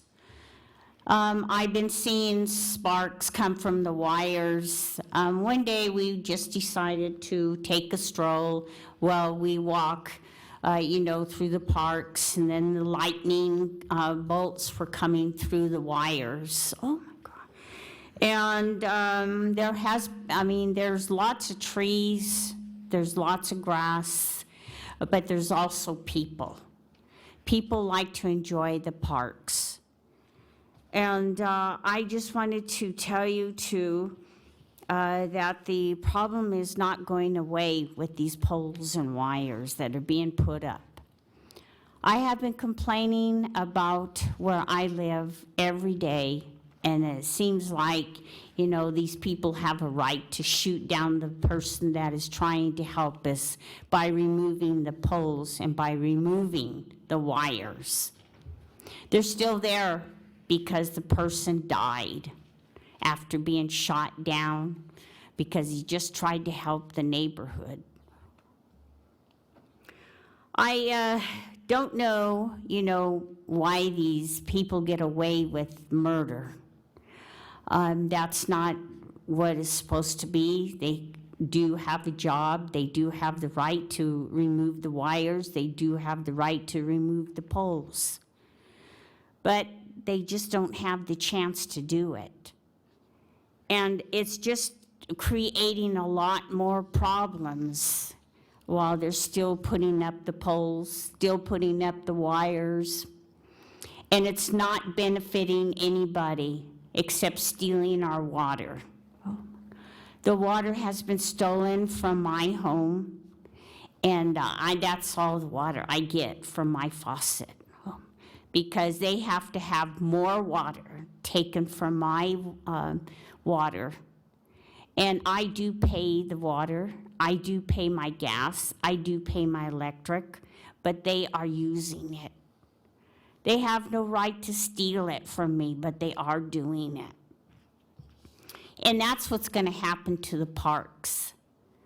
They're going to steal the water, they're going to steal the gas and electric, and they're going to charge it to the Washoe County. It's not going to be charged to them because they don't have the money to pay for it.